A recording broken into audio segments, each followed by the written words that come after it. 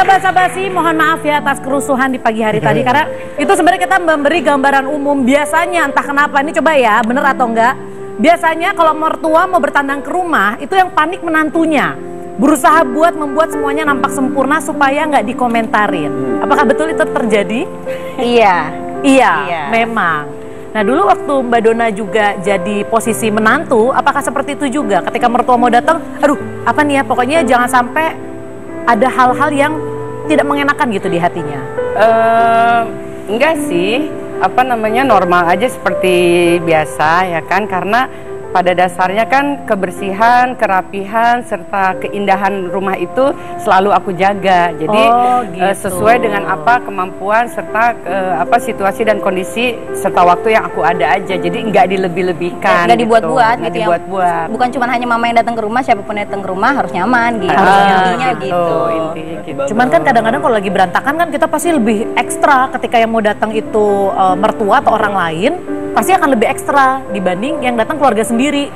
Ya sih, biasanya kan beda-beda sih. Ada menantu atau anak yang tipenya ingin servis orang tuanya lebih dari apa yang dia servis ke anak-anak ke suami ya kan. Ada yang menantu cuek. Kalau Visa tuh orangnya apa adanya gitu. Jadi apa adanya juga, tapi secara hati dia lebih daripada melayani minuman, makanan gitu. Enggak, karena mama juga orangnya santai gitu. Jadi kalau ke rumah tuh bukan namu, mama menganggap rumahku sama Ricky ya udah gitu. Jadi mau ngambil minum, ya mau ngambil apa, harus yang aku mau apa nggak gitu. Dia mau minum ya udah minum, mau ngapain ya ngapain gitu. Jadi dia lebih santai. Jadi kita juga nggak tertekan atau nggak dibuat-buat gitu loh. Yang penting kan hatinya menerima kedatangan kita, itu yang penting. Iya, gitu loh, Wen. Lu mau banyak makanan tapi kitanya juga cemberut-cemberut di belakang. Iya, juga nggak enak kan.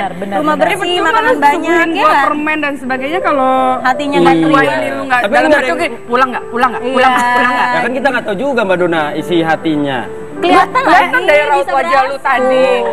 Kelihatan lu nggak senang. Sorry, tuan rumah kan bukan saya cuma tetangga nih. Oh, kamu tetangga di sini. Saya tetangga permanen. Ya kalau nenek-nenek kan boleh dong agak-agak lupa-lupa nggak gimana gitu. Tapi ngomong-ngomong memang kecenderungannya selalu wanita ya, yang bersih-bersih, yang takut kalau mertua datang terus ada komentar negatif.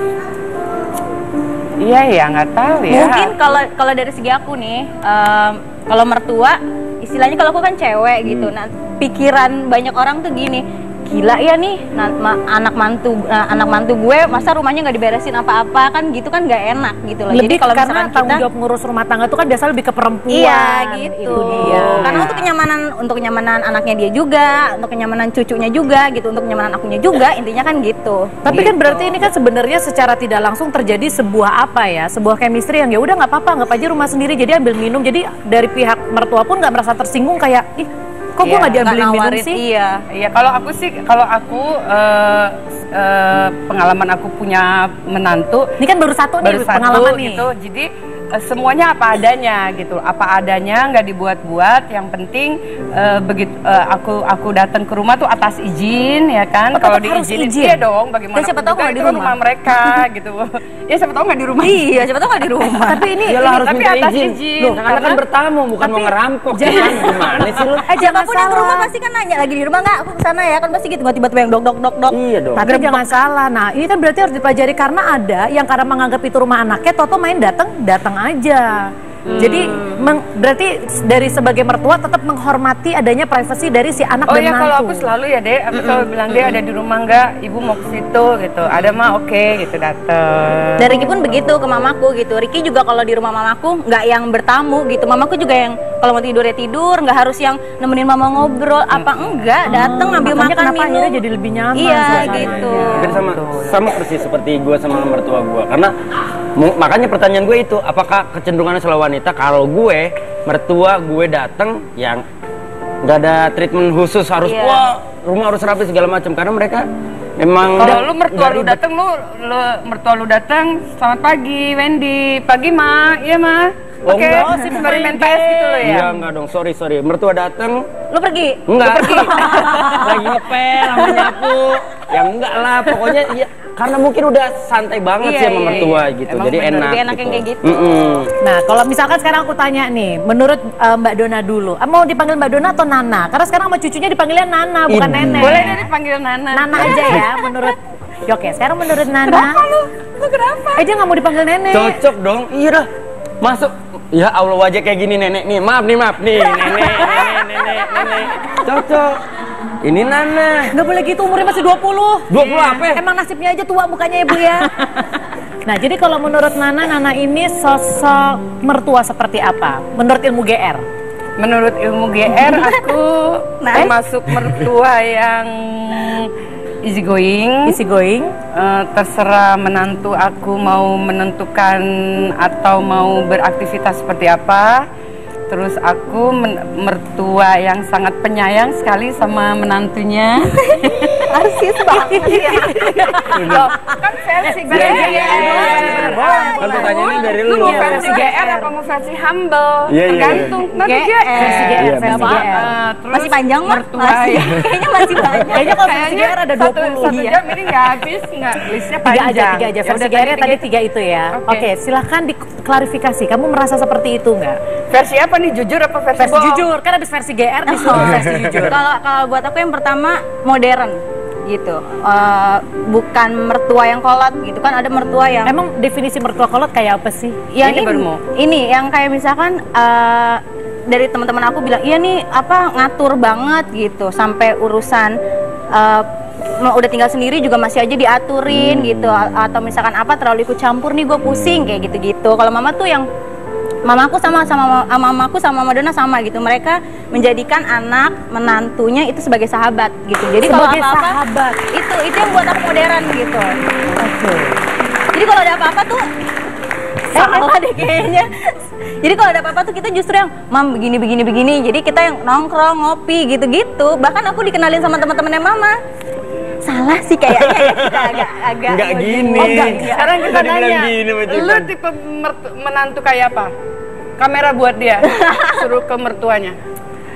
Bener nggak tante? Kasih tahu ya. Coba bener nggak mukanya atau Silakan dikasih tante langsung aja telepon ke sini, mama kok manggilnya tante mama. Silakan langsung aja telepon nomor di bawah ini, mama klarifikasi bener nggak aku itu menantu yang ya seperti itu. Memang kita harus menghormati privasi masing-masing karena ketika merasa memiliki apa ya kayak sebuah kuasa untuk ikut campur terhadap rumah tangga anak, pasti akan jadinya ada konflik di Iya, situ. bener. Kalau buat aku justru bukan hanya mertua sama menantu, bahkan mama aku pun sama aku semenjak aku nikah udah nggak bisa yang ikut campur tangan apa-apa, ya dong gitu, udah harus Betul, mandiri ya, udah setuju, itu urusan setuju. kamu sama Ricky gitu. Benar. Itu samanya mamaku sama mama gitu, jadi kita santai dan modern. Oke.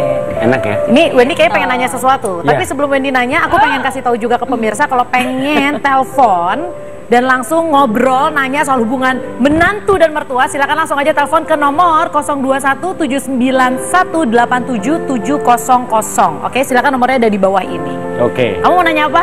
Nah, ini kan kayaknya kelihatannya harmonis Nah, banget. itu kan kelihatannya. Seru banget. Betul. Seneng banget. Tapi yang namanya anak-anak bisa naik sepeda aja ada proses belajar. Ada jatuhnya. Betul. Ada sakitnya. Orang bisa sampai tersenyum atau ketawa terbahak-bahak pasti ada proses diem dulu. Betul. Kalian berdua pernah gak mengalami momen itu? Sebelum mencapai titik sekarang nih. Aku dulu, mama dulu. Bebas. Kalau aku- Silakan dari mbaknya dulu deh. Saya nggak ada hubungannya. Salah. Silakan. Kalau mbaknya ini prosesnya adalah kan dia itu. pedagang. Oh, salah. Oh, dia pedagang. Iya, pedagang. Ya kan? Jadi Jadi kita dia hitungnya untung prosesnya adalah rugi. ngasih dulu, ya kan? Lu pasti ngasih Bener. dulu mertua lu kan Begitu untuk dia ngerasa ada mendapatkan. cuannya, baru gue kerok. Iya. Kalau dia Curhat banget. Tadi lu lupa tuh bilang sama mertua lu yang Mertua itu. gue juga pedagang. Oh, gitu. Maaf, ini bukan ngebahas hubungan saya, Ibu. Mbak Tolong Dona, ini fokus. nggak tahu Mbak Dona. Kalau Ayo, aku- dari Mbak Dona dulu. Apa ya? Dari mulai ketemu Visa hari pertama sampai hari ini istilahnya nggak ada satu proses untuk pendekatan, adaptasi atau apa segala macam. Aku langsung sayang, langsung jatuh hati dan langsung dapat chemistry-nya sampai hari ini. Kok bisa ya? Iya. Kadang-kadang kan Kita butuh waktu. pernikahan anak pertama, Nah, cowok. betul.